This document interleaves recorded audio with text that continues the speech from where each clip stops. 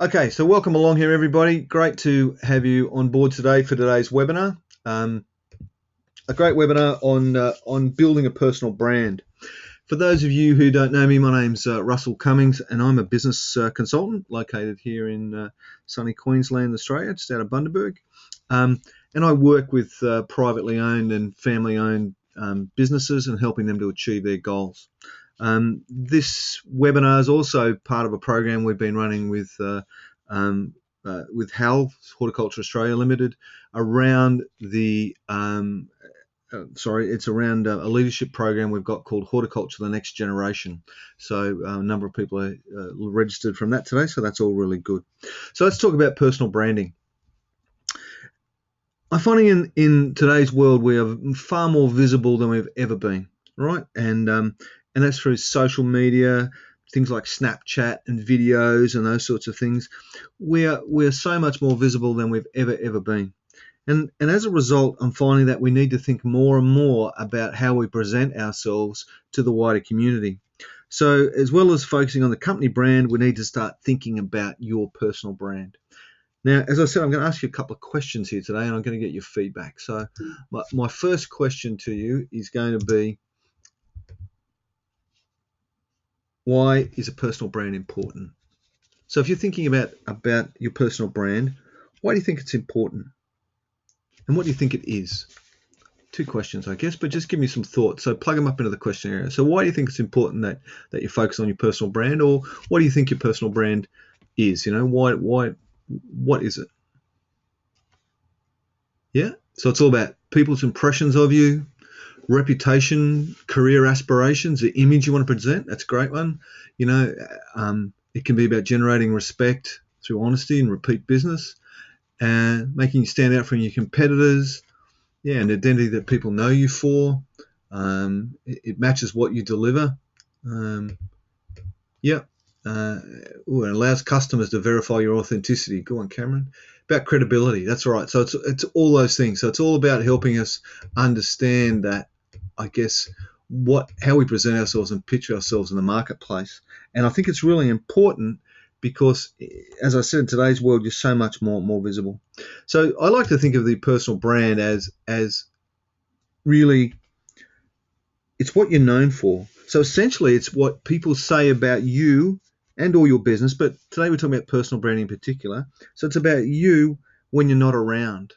And so that's the sort of stuff that they might say behind your back, or, those sorts of things. And it's really things like, you're a strategic thinker, or you get things done, or you're innovative, or it could be that you're an energy vampire and you sap energy out of people, So that's a negative brand. So branding is not always positive. So, I think it's important that we focus on it. So why is it important in the context of this? I think to be effective in business, you need to play to your own strengths or your personal brand. And to me, it's often around understanding our strengths, and we're going to talk a fair bit more of that. So another little exercise here. Here are three sort of famous, sort of iconic, either people or logos. And what would you think about each of these people, and are they playing to their strengths? So let's look at Mr. Branson here on the left. Particularly nice photo of Richard, if I do say so. So what? Just type into the question area. What do you see Richard's strengths are? What is his brand? So what's his brand essence? Yeah. So what's the things he's really known for?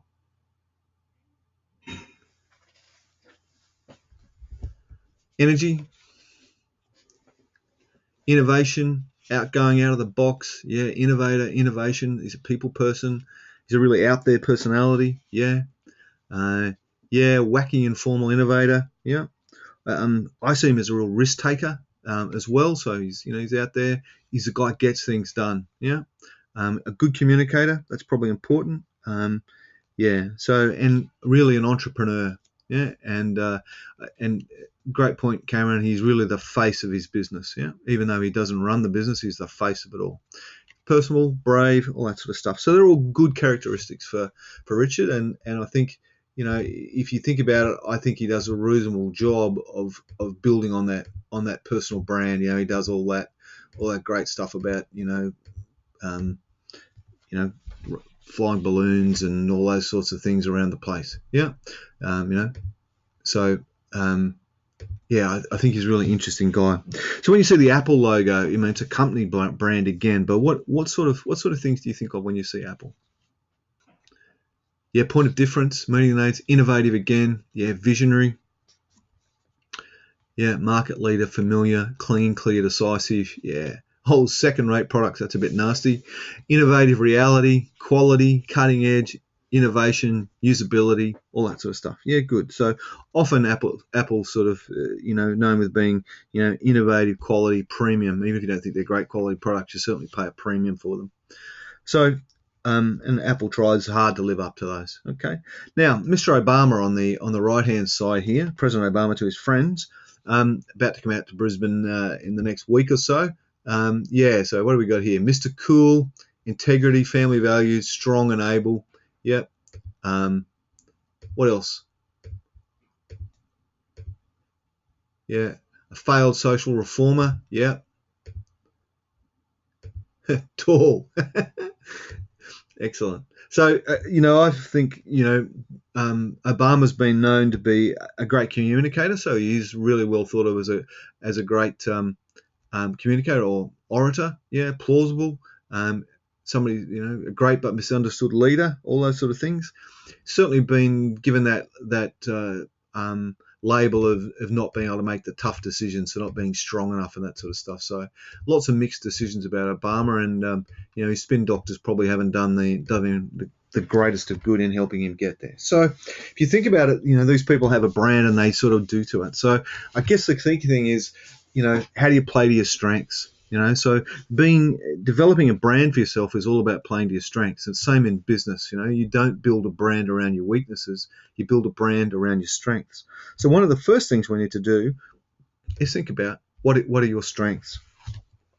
And I guess there's a couple of ways to do this. And I guess the first thing we need to do is we need to, in some way, brainstorm our strengths, all right, and think about what they might be. Now, here's some ones we've given you here, but you might like to go and put some others in here. These are just an example. But so the first thing we need to do is brainstorm what do we see as our strengths. Now, you can mind map that. You can ask your spouse or partner. They might give you some good feedback on what your strengths really are. You can certainly ask people that you trust around that, and that's a great thing. So a couple of ways that you can actually get some objective information on your strengths. You can use some personality profiling. So you might use, DISC or Strengths Finder or Harrison Assessments, which I sort of use. Some of those sorts of things to understand what your real strengths are as an individual, so you can focus on those. So a lot of those programs are free or minimal cost, and well worth having a look at. You can just do a simple mind map of your strengths. So you can actually just sit down and say, well, what are my strengths? And just mind map them, take a bit of time to think about it and think objectively about yourself. My experience is, if you're getting too carried away and you've got, 5 to 10, more than sort of 5 or 6 strengths, you're probably getting a bit carried away with excitement, and they're not your real strengths. But brainstorm some strengths, that's a good thing. A great exercise is you've got colleagues, and we did this with a group of guys at Mind Shop a while ago. It was a fantastic experience. So what we did was we got some sticky labels. So everybody had a string of sticky labels, and we had a manila folder. And what we asked everybody to do was walk around, grab somebody else's folder, and write on a sticker what you saw as their key strength. And you put that strength in their folder and gave it back to them, and then you did that for everybody. At the end of that, we each had a manila folder with a whole heap of stickers in it from people that we knew and respected, who gave us some fantastic feedback on what our strengths were. I've still got mine here in the office, and I pull out and have a look at it every now and then, because it's really interesting to look at how other people perceive you and what they see your strengths as. So there's some different tools there. Now, once you've brainstormed your list of strengths, then I think you probably need to winnow the list down a little bit and have a think about it. And you can use sort of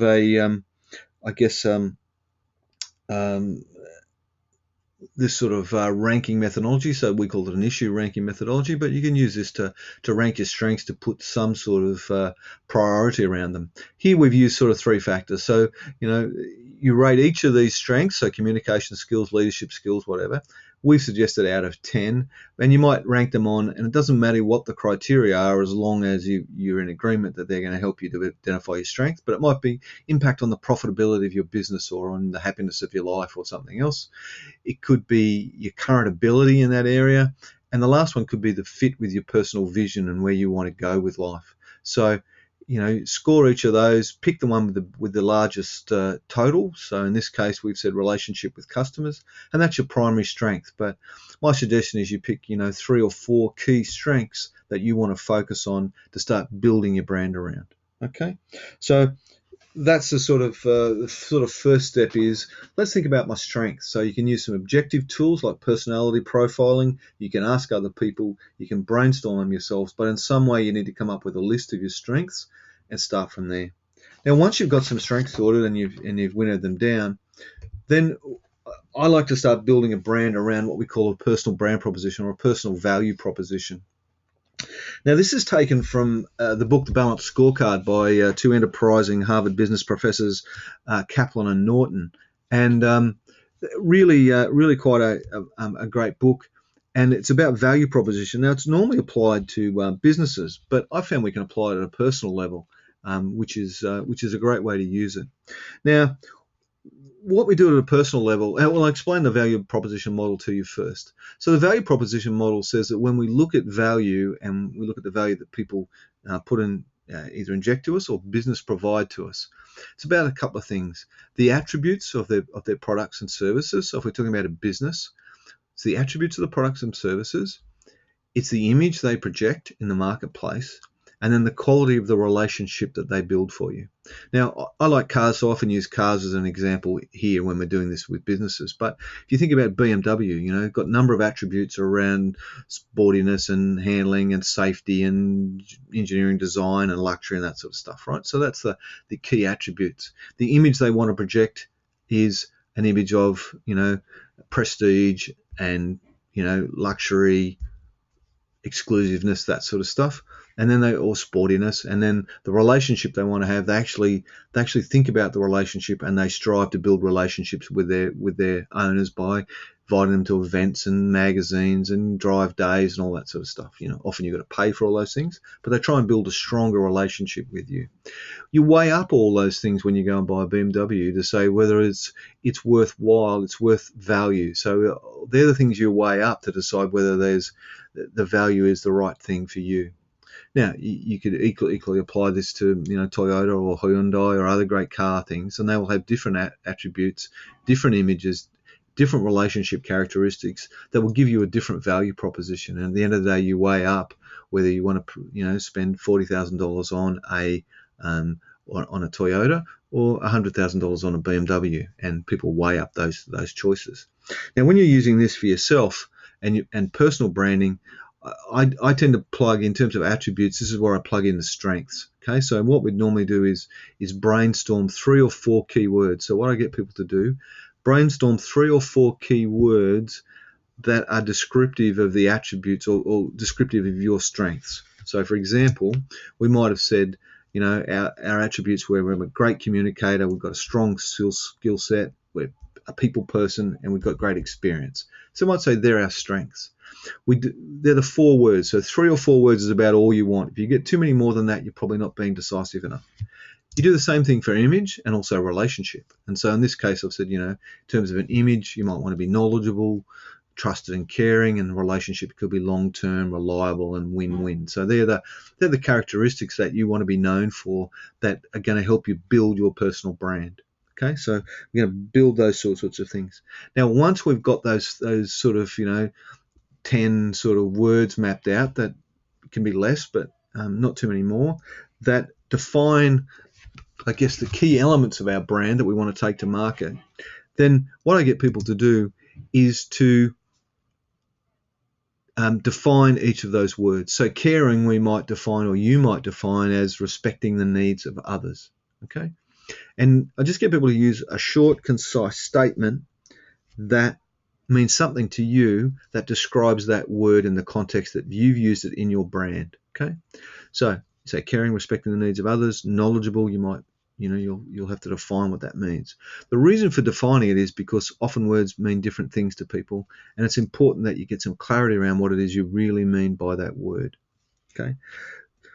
So once you've sort of got these sort of statements together, then you've got I guess, a really good overview of the brand you want to take to marketplace. And if you think about this person, they want to be a great communicator, want to be known as a great communicator with a strong skill set. They're a people person. They want to be seen as experienced and knowledgeable, trusted, caring, long-term, building long-term relationships, that they're reliable and they focus on win-win. So they focus on value for everybody. So for me, that's a great brand to start building. And what I often get people to do is then say, well, let's summarize that down. So if you had to pick, 3 or 4 of the words out of that and put it into some sort of sentence or some sort of statement about your brand, what would your brand statement be? And it might be something like, a caring, dynamic change agent. So you start to build that brand around that. Now, guess what I'm going to get you to do? I'm going to get you to take a couple of minutes, and I want you to just take a second or two and just pick one of these elements, or you can either pick one of these elements and write 3 or 4 words, or you can write a word for each of the 3 elements. But I want you to take just a minute or two and think about, I guess, the key words that you want to define you in each of these areas. So don't forget, attributes is about strengths. So what are your strengths? So put down one thing that you think is a key strength, one image, one word that defines part of the image you want to project, and another word that defines part of the relationship that you want to engender with people that you meet and interact with in your business. All right, we'll just take a couple of minutes there. Now, once you've started to get some words and you've had a bit of thought about it, you might type some of them up in the questionnaire and just let me know the sort of words that you're coming out with. Can often help other people as well come up with some good ideas for their brand. All right, so just take a couple of minutes to work on that. To complete the exercise, please press pause, and then when you finish the exercise, just press play to start the video again.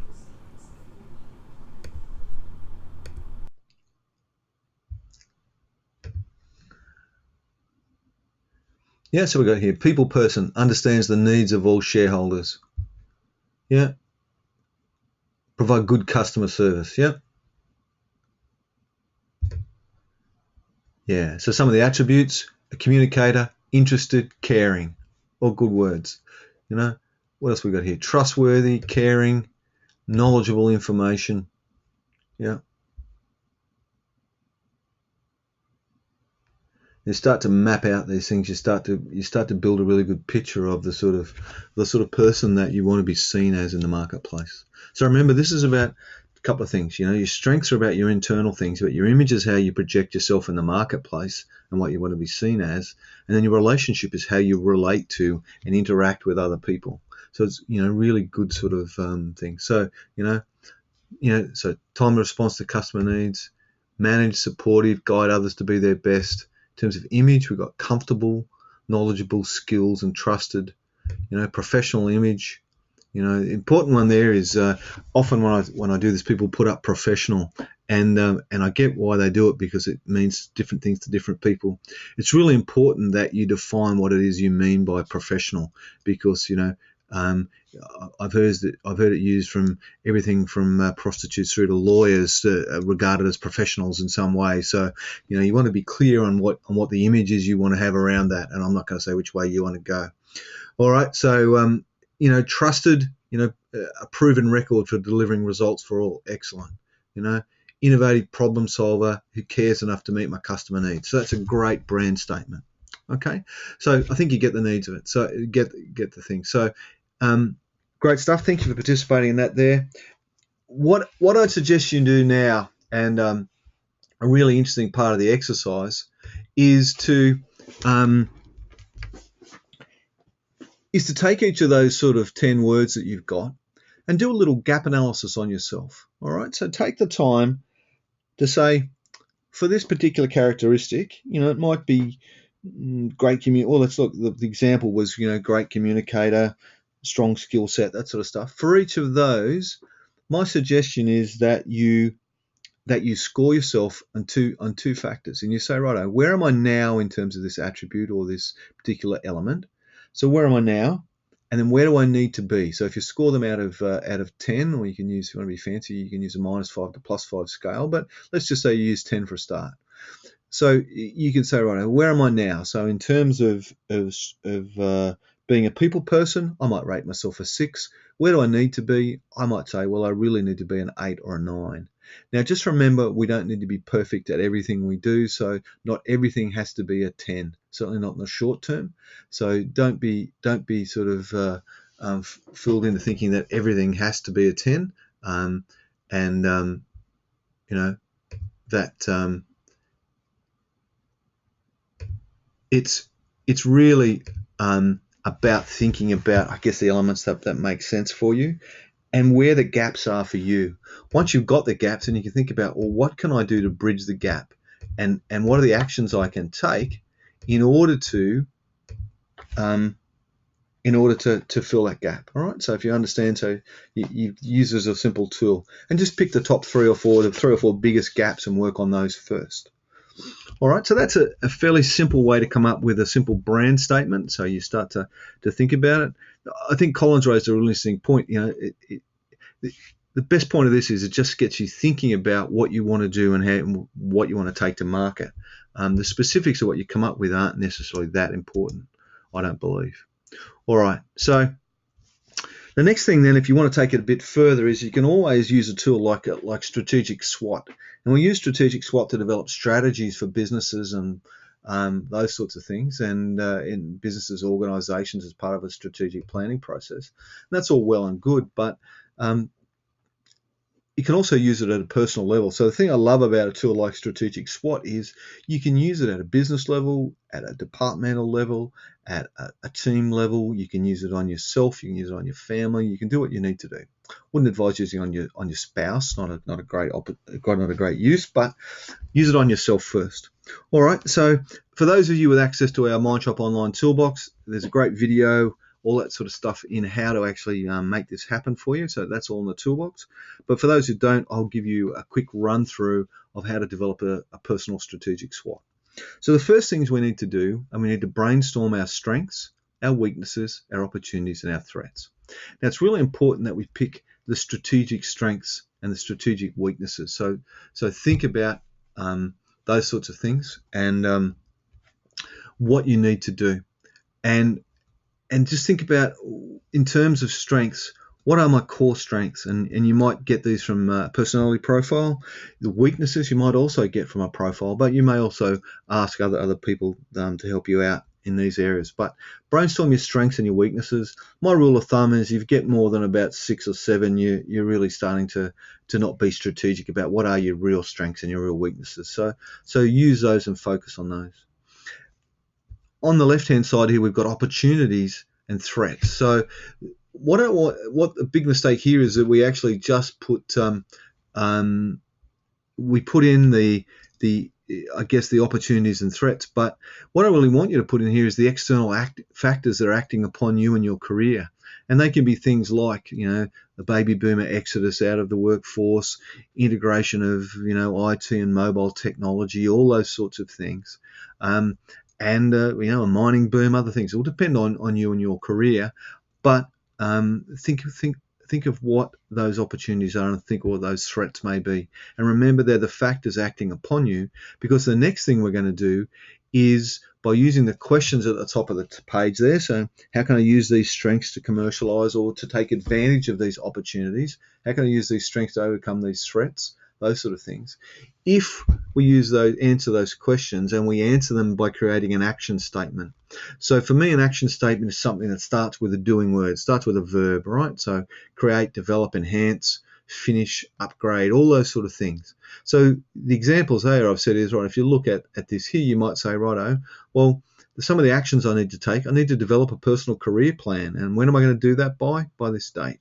I need to finish my MBA. I need to upgrade my technology skills.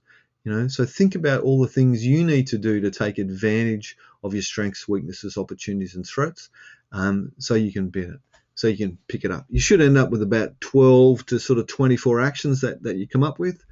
From those, select the priority actions, and you might use some of the issue ranking tools and stuff we've talked about, and then you can create a one-page plan. Now, for those of you not familiar with a one-page plan, it's a fabulous tool that we use all the time.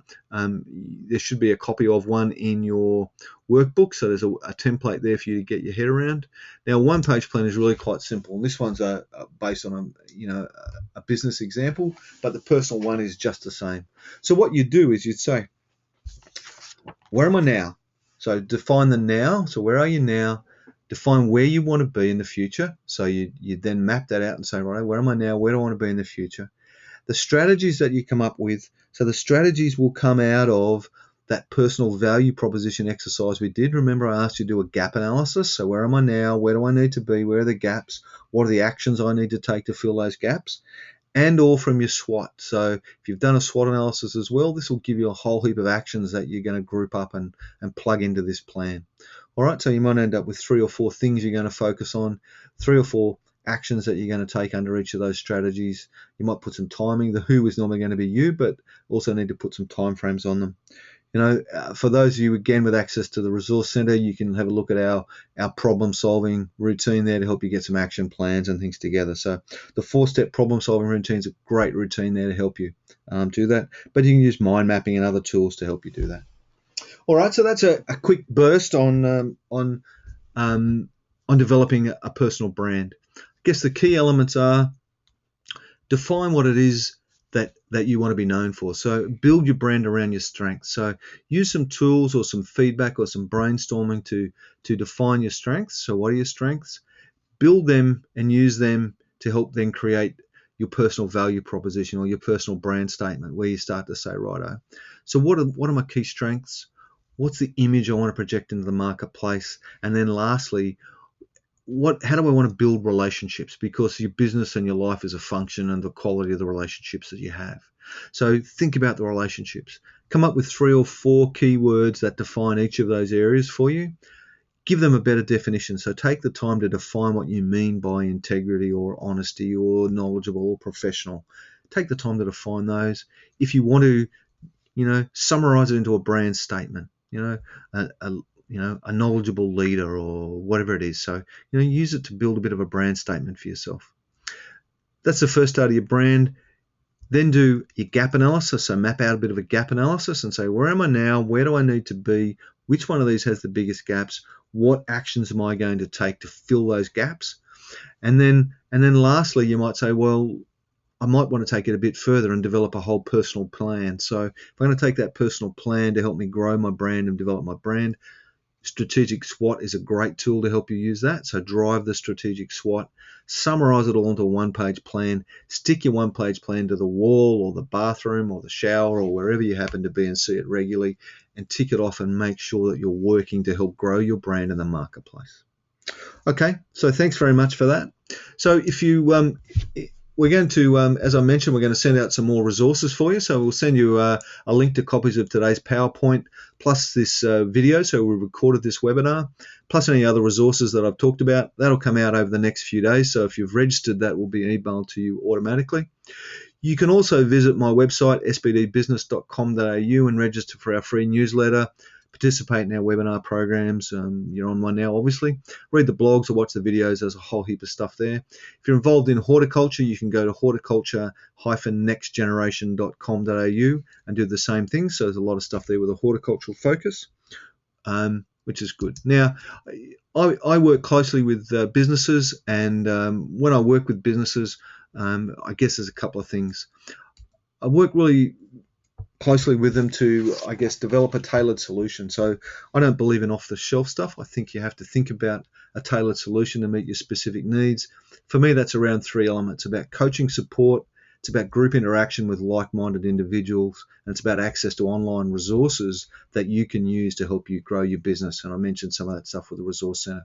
All services I offer are an agreed fixed price, and I can tailor a program for people from as little as $300 per month for our virtual coaching service. So hopefully we can build something that will meet your needs and meet your budget. If you're interested, the next step really is just send me an email, a text message, or pick up the phone and have a hookup, and let's see if I can add some value in your business. No obligation. Happy to have a chat with you and see if I'm a good fit between you and your business.